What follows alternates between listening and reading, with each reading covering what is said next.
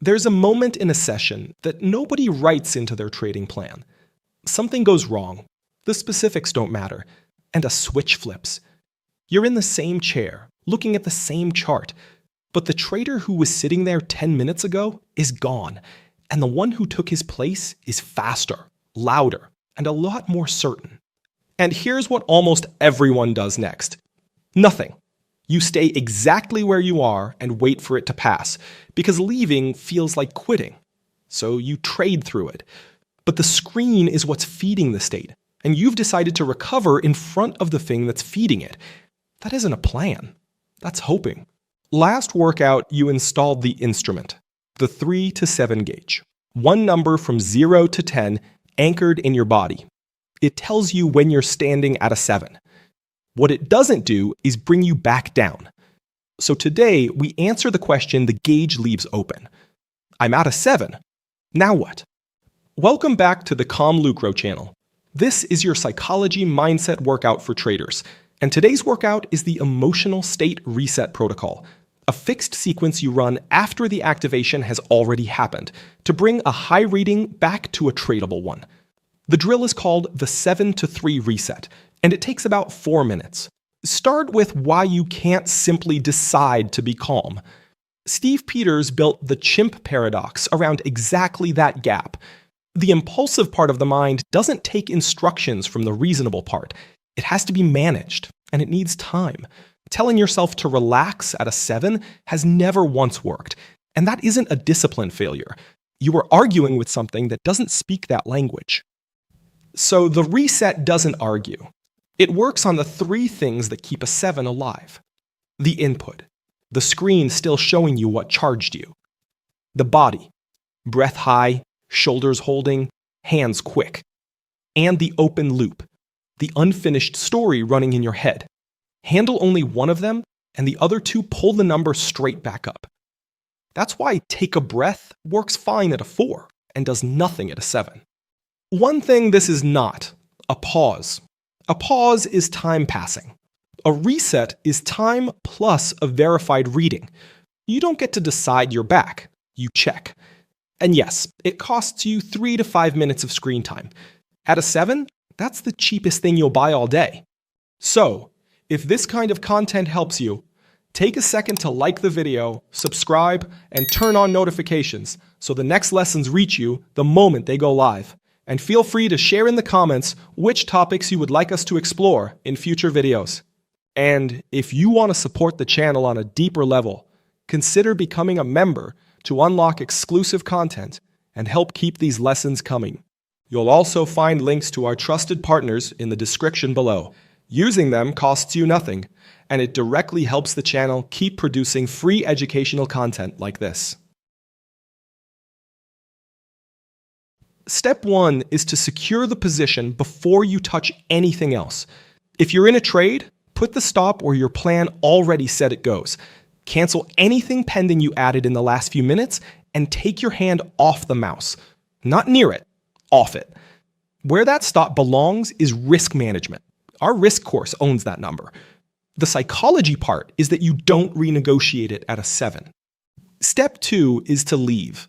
3 minutes, standing, out of sight of the screen, and set a timer because you will not judge this correctly on your own. At a 7, your sense of time compresses. 40 seconds feels like a fair shot. The timer isn't discipline theater. It's a second opinion from something that isn't activated. Step 3 is the body, and you already own the tool. 6 rounds of the 4-2-6. In for 4, hold for 2, out for 6. Standing, not sitting. In the third workout, 3 rounds interrupted 1 impulse. 6 now, because you're not interrupting anymore, you're descending. Andrea Zaccaro and colleagues reviewed this in Frontiers in Human Neuroscience in 2018. Slow breathing is consistently associated with parasympathetic predominance and higher heart rate variability. That review covers slow breathing broadly, not this exact count, but the long exhale is what every version shares.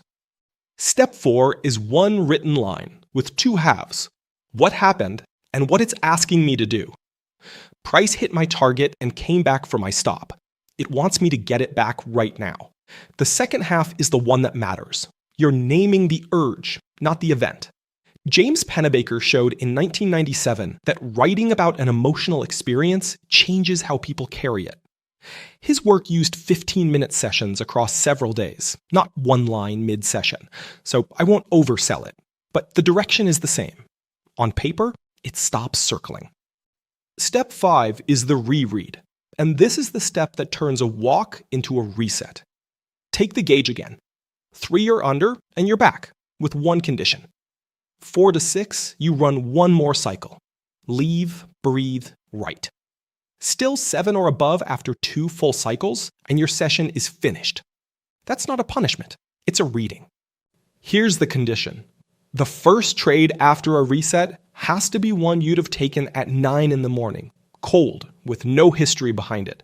No, just something to get back in rhythm. If the only setup on offer is one you'd have skipped this morning, you skip it now too. A reset isn't finished when you sit back down. It's finished when the first trade back looks ordinary. 2 ways this gets sabotaged, and both look like doing it properly. The first is running the reset with the chart still visible on a second monitor. The input never left, so the number never moves. The second is doing it with your phone in your hand. You swapped one stream of stimulation for another and called it a break, and your nervous system can't tell the difference. And keep this separate from its neighbors, because they overlap on purpose. The 426 interrupt is the break you pull before a single click. The 90-second pre-flight is the check at the door. The trigger map is the reconnaissance across sessions. The 3 to 7 gauge is the reading. The reset is the only one that runs after the reading comes back high. It's the descent, not the detection. Imagine a trade that goes almost perfectly.